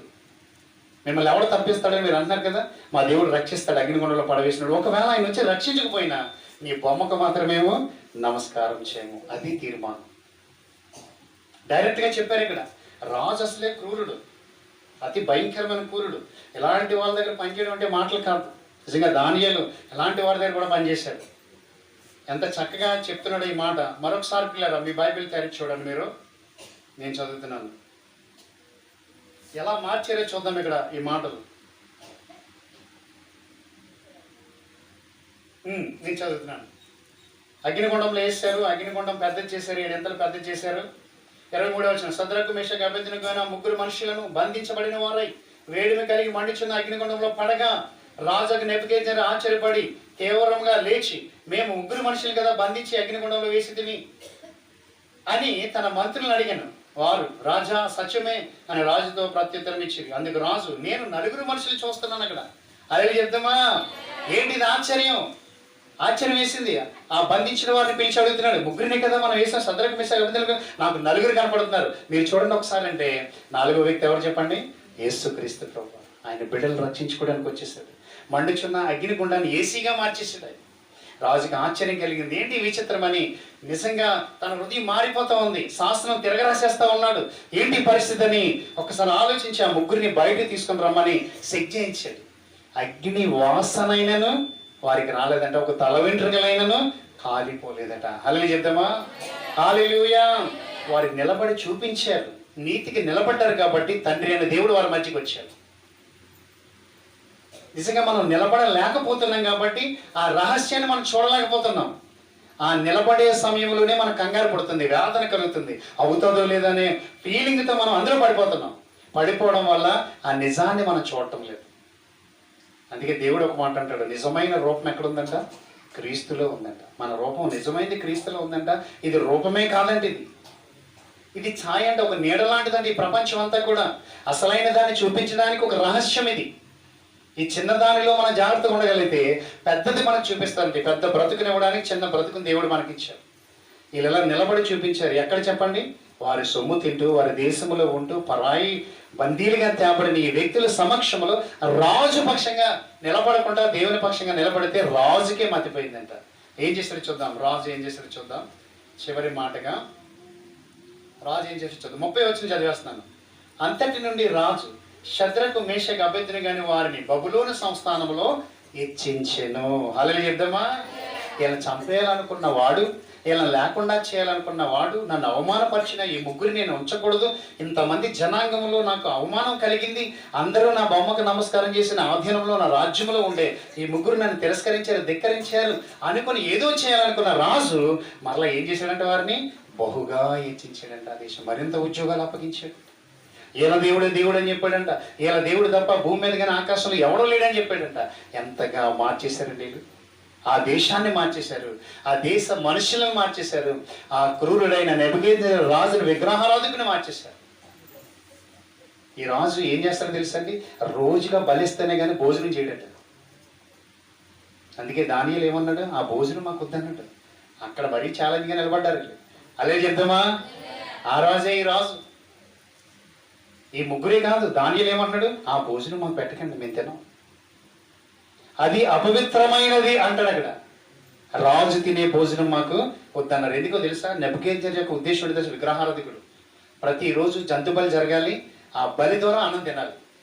ఆ రాజు ఏమన్నాడు, ఈ నలుగురికి ఏం పెట్టమన్నాడు, నేను తినే భోజనము నేను తాగే పానీయం కూడా పెట్టమంటే అందరూ తిన్నారు. 10,000 మంది బాలురు తిన్నారు, కానీ ఈ నలుగురు వద్దన్నారు.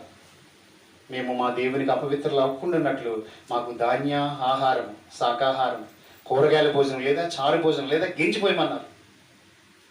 అక్కడ కూడా ఒక పరీక్ష వారి మీదకి వచ్చినప్పుడు అక్కడ కూడా నిలబడ్డారు. అందుకే దేవుడు ఆ దేశంలో వీళ్ళని ఏం చేశాడు చెప్పండి, హెచ్చించాను. నిన్ను నీ ప్రాంతంలో హెచ్చించాలంటే, నువ్వు ఏ ప్రాంతంలో ఉన్నా, పెళ్ళై వేరొక ప్రాంతానికి వెళ్ళినా అక్కడ నేను గొప్ప చేయాలంటే నువ్వు ఉన్నతంగా నీ దేవుడినే కనపరచాలి. ఆలోచనలు కూడా వంట చేస్తున్నా, అయ్యో ఇక్కడ నన్ను బలవంతం చేసి ఏది చేస్తున్నా, చెల్లి చెప్పేది చక్కగా, అక్కడ ఏది చేసినా చివరిని కూర్చున్న చెల్లి చెప్పేది, ఏది చేసినా ఎవరిని స్తుతించేదండి, అక్కడ యేసునే స్తుతించేది. యేసైన ప్రభువా నన్ను ఎప్పుడు విడిపిస్తావని ఆ దేవునికి పడి మొరపెట్టేది. చేస్తున్నది అపవిత్రమైనది తెలుసు కూడా దాంట్లో నుంచి ఎప్పుడు విడిపిస్తామని చేస్తే దేవుడు నిజంగా విడిపించాడు. నేను విడిపించడానికి ఉన్నాను. దేవునికి భయపడ్డారు కాబట్టి అగ్నిగుండంలోకి ఏమొచ్చింది, దేవుని కనికరం వచ్చింది. కనికరము గల సంపన్నుడైన, కనికర పూర్ణుడై. అసలు అది మనం పాటించకూడదు. అది ఆ జోలికి మనం వెళ్ళకూడదు. ఛాలెంజ్గా ప్రభు రాజ్యానికి వెళ్ళిపోతున్న మనము ఆ పద్ధతులను మనము ఆచరించకూడదు. హల్లెలూయా చెప్దామా? తెలుసా, ఇర్మియా గ్రంథంలో ఒక మాట అన్నాడు, చూద్దాం, ఊహించుకుందాం. ఇర్మియా గ్రంథం చక్కగా వినండి. 10వ వచనం, 10వ అధ్యాయం 2వ వచనం. ఈ రాఖీ గురిండే చెప్తున్నా చూడండి. ఇక్కడ ఇర్మియా గ్రంథం 10వ అధ్యాయం 2వ వచనం. ఒకసారి, యెహోవా సెలవిచ్చినది ఏమనగా, నీ దేవుడు సెలవిచ్చినది ఏమనగా, అన్యజనుల ఆచారములను మీరు పాటించకండి అని చెప్పారు. ఇప్పుడు ఆలోచించేయండి మీరు, అన్యజనుల ఆచారాలన్నీ మీరు పాటించకూడదు. వారి దేవుని నెరగకే ఆ పనుల్లో ఉండిపోయారు. దేవుని తెలుసుకున్న నీవు మరలా ఆ జోలికి, ఆ వెనకకు చూడకూడదు. ఆ తట్టుకు నీవు వెళ్ళకూడదు. ఆ రాకి జోలికి నువ్వు వెళ్ళకూడదు. అది నీ ఇంటిని పాపముతో నింపేస్తుంది. సొదొమ గొమొర్రా పట్టణాలు వంటి దోషముతో నింపేస్తుంది. అపవిత్రతకు దారి చూపిస్తుంది. అది చిన్న తాడే కదా, 5 రూపాయల తాడే కదా, అన్నా చెల్లెలే కదా, కట్టుకుంటే ఏమైందంటే ఇక్కడ ప్రభు వద్దన్నాడు. ఇక్కడ మీరు అన్యజనుల ఆచారములను పాటించకండి. ఇర్మియా ప్రవక్త ద్వారా అలనాడు ప్రకటన చేస్తూ ఉన్నాడు. ఎందుకంటే అది మీరు దేవుని రక్షణ పొంది మీరు ఇలా ఉండడం మంచిది కాదు. ఎందుకంటే వారికి సరిగా తెలియదు, వాక్యం అది తెలియదు. మన ద్వారా ఎంతో విశ్వాసంలోకి వచ్చారు వారు. వాక్యాన్ని పరిపూర్ణంగా చెప్పేవాళ్ళు ఉండరు, కళ్ళబొల్లిగా చెప్పేవాళ్ళు, కేకలు పెట్టేసే వాళ్ళు ఉండరు తప్ప విషయాన్ని అంటే భక్తులు నడిపించే వాళ్ళు కనపడరు మనకి. భక్తి మార్గము చూపించే వాళ్ళు కనపడరు మనకి. ఆ విషయంలో రాజీ పడకూడదు ఎప్పుడు కూడా. నిన్ను ప్రేమించినా ప్రేమించకపోయినా, సేవకుని నిందించినా దూరపరిచినా నువ్వు రాజీ పడవద్దు. నీ గమ్యస్థానం పౌలు వల్లే వెళ్ళిపోవాలన్నమాట. అప్పుడు చెప్పాను, ఇది ఇప్పకూడదండి అన్నారు. ఏంటి అని అన్నారు. మా అక్కలు కడుతున్నారండి ఇవి అన్నారు. తప్పండి, మీరు పెట్టుకోకూడదు అది. వెంటనే ఇలా చెప్పాను. శుక్రవారం అక్కడి నుంచి ఫోన్ చేసి చెప్పాను. అరగంటలో ఇప్పేసానని చెప్పి మళ్ళీ నాకు ఫోన్ చేశారు. ఇప్పటికీ ఆయన చేతికి ఉండదు. మీరు చూడండి, ఎన్నో సంవత్సరాల నుంచి ఎవడో చెప్పలేదు అతనికి. వాళ్ళ సేవకుడు కూడా చెప్పలేదు. అసలు ఆలోచించండి, ఇవన్నీ నిన్ను నాశనంలోకి నడిపిస్తాయి. ఇవన్నీ నిన్ను పాతాళమును తీసుకుని వెళ్ళిపోతాయి. అందుకే నేను అంటా ఉంటానండి, ఆ తాడి కట్టినప్పుడే అన్నయ్య అవుతాడా? మిగతా రోజులు అన్న కదా. అలా చెప్దామా?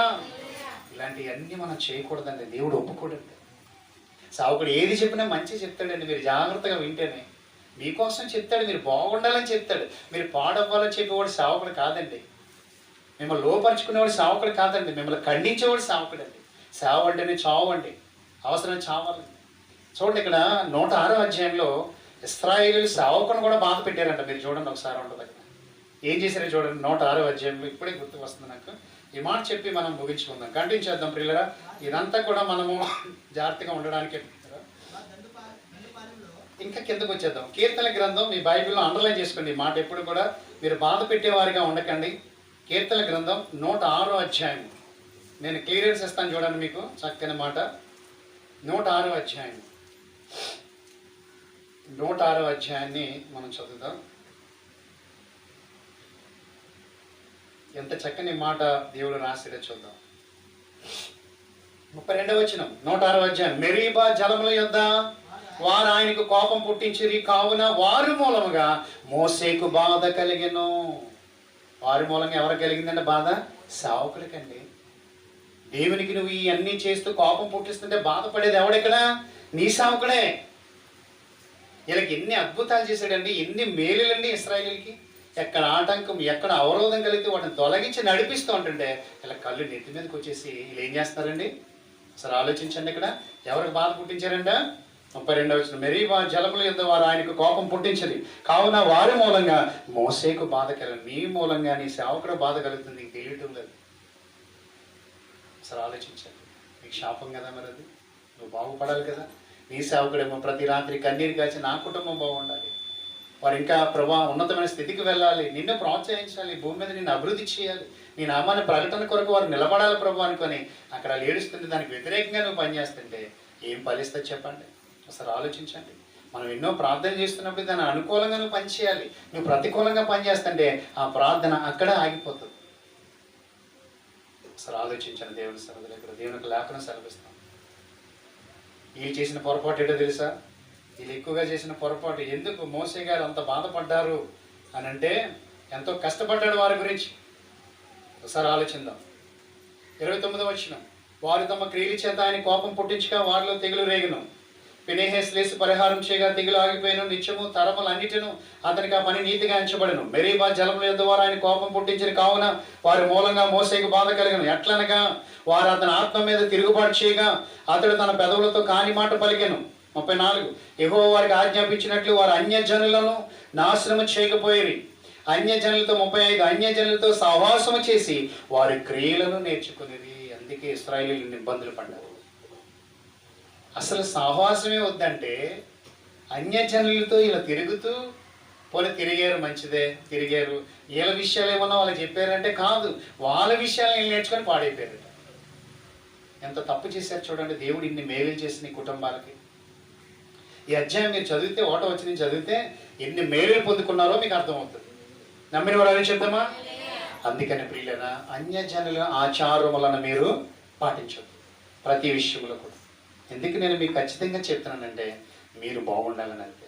ఏ విషయంలోనూ మీరు పడిపోవడానికి మీరు అన్ని విషయములలో మీరు దేవునికి లెక్క చెప్పేవారుగా నీ ముందున్న అన్యజనుడికి నీ సాక్ష్యం తెలియపరిచేలా నువ్వు ఉండాలి. ఇక మీద పడిపోవచ్చు. పడిపోయిన ప్రతి వారిని దేవుడి కనికరముతో మళ్ళా లేపగలడు, లేపుతూ ఉన్నాడు. నిలబడగలిగితే తరతరములన్నింటినీ కనికరం ఇస్తాడు. నువ్వు ఎన్నో సంవత్సరాలు బ్రతకాలి, భూమి మీద అనేకలు బ్రతికించాలి, ప్రభు సాక్షులుగా సిద్ధం చేయాలి. అది నీ గోల్. అందుకే ప్రభు నేను ఇక్కడ పంపించి భూమి మీద సర్వము నీకు సిద్ధం చేస్తూ ఉన్నాడు. సర్వవ్యాప్తిలో నేను ఒక పాత్రగా చేసుకుంటూ ఉన్నాడు. ఇది నన్ను దేవాది దేవుడు ఇర్మియా ప్రవక్త ద్వారా ఈ ప్రపంచానికి తెలియపరిచిన మాట. అన్యజనుల ఆచారాల్లో మీరు ఉండొద్దు.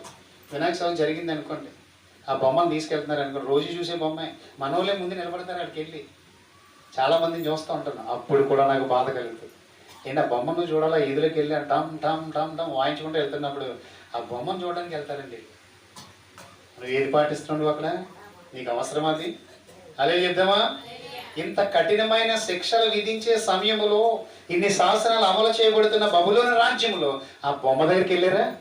చెప్పండి. శద్రకు మేషకు అబేద్నెగోలు వెళ్ళారా? వెళ్ళలేదు. సమాధానం కూడా ఇవ్వలేదు రాజుకి. చెప్పుకో అన్నారంతే. ఆ నీతి అక్కడ నిలబెట్టింది. దేవుని కనికరం వచ్చి అగ్నిగుండంలోంచి బయటికి తీసుకుని వచ్చింది. హెచ్చింపులోనికి తీసుకుని వెళ్ళిపోయారు. ఆ దేశంలో వారు తప్ప ఇంకెవరు హెచ్చులో లేరు. దేవుని బిడ్డలు ఎక్కడున్నా హెచ్చులో ఉంటారు. నమ్మిన వారని చెప్దామా? హల్లెలూయా. ఈరోజు రాఖీ కట్టును తప్పు చేయద్దు. ఒక తప్పు నీ జీవితానికి పెనుమప్పు. అది ఒక తుఫానులా ఉంటుంది ఒక్కొక్కసారి నీ జీవితం మీదకి. ఇదిగో పలానా రోజు నువ్వు నాకు ఇష్టం లేని పని చేసే కదా, అనుభవించు అని చెప్పి ఒక తుఫాన్ నీ మీదకి రేపుతాడు. నువ్వు పడగలవా? నువ్వు తట్టుకోగలవా? దేవుడు కోపపడే దినాన్ని తట్టుకోగలవా? నీకు ఎన్నో అవకాశాలు దేవుడు ఇస్తున్నాడు. ఇశ్రాయేలుకి ఎన్నో అవకాశాలు ఇచ్చారు చూడండి. మంచి మాట మీకు చదివి వినిపిస్తాను చూడండి. ఇశ్రాయేలీలు మనం ముందు పెడుతున్న ఈ మాట, వారి కోసం దేవుడు ఎంత చక్కటి అవకాశాలు ఇచ్చాడో చూద్దాం. ఇక్కడ ఇన్ని తప్పులు చేస్తున్నా, ఇన్ని బాధలు చేస్తున్నా చూడండి. 36 వారి విగ్రహములు పూజ చేసినా, మరియు వారి కుమారులను తమ కుమార్తెలకు దయ్యాలకు బలిగా అర్పించారట. పిల్లలను కూడా చంపేసుకున్నారంటండి. బలులు అర్పించారంట. ఈ రోజు కూడా జరుగుతున్నాయండి ఇవన్నీ కూడాను. ఇంకా మనుషులు మారలేదు. అందుకే దేవుని రాకడ సిద్ధముగా ఉన్నది. అందుకే చూడండి చక్కటి మాట ఇక్కడ నేను మీకు ఇస్తున్నాను. 43వ వచనం. అనేక పర్యాయములు ఆయన వారిని విడిపించాను. అనేక సార్లు కాపాడాడు దేవుడు. అనేక మార్లు కనికరాన్ని చూపాడంట. అనేక మార్లు క్షమించి విడిచిపెట్టాడంట ఈ ప్రజలను. ఎందుకో తెలుసా? నేను పుట్టించాను, నా సొత్తు కదా, నా కొరకు పంచేయాలనుకున్నాను కదా, సర్లే రేపన్నా మారుతారేమో అనుకుని 43వ వచనం చక్కగా చెప్తున్నా. అనేక పర్యాయములు ఆయన వారిని విడిపించాను, అయినను వారు తమ ఆలోచనను అనుసరించి తిరుగుబాటు చేయుచూనే వచ్చిరి. మారలేదంట. తమ దోషము చేత ఈయన దశకు వెళ్ళిపోయారట. దేవుడు ఎంతకాలం చెప్తాడు చెప్పండి? ఎంతకాలం బుజ్జగిస్తాడు చెప్పండి? ఎంతకాలం ఆయన శాపంతో చెప్పిస్తాడు? ఎంతకాలం నీతిగల సహోదరులతో చెప్పిస్తాడు? చెప్పినప్పుడు వినకపోతే చివరికి అది ఏంటో చెప్పాడు చూడండి. అక్కడ హీన దశకు వెళ్ళిపోయారట. ఎంత సమృద్ధి కలిగిన పట్టణములు ఎలా నిర్వీర్యమైపోయాయో అలా వారి జీవిత దినాలన్నీ కూడా హీన దశకు వెళ్ళిపోతున్నాయంట. అందుకని ప్రియులారా, నీవు కలిగి ఉన్న ప్రభు ఆసామాషి వాడు కాదు. ఆయన సర్వశక్తిమంతుడు, ఎల్ సదాయి.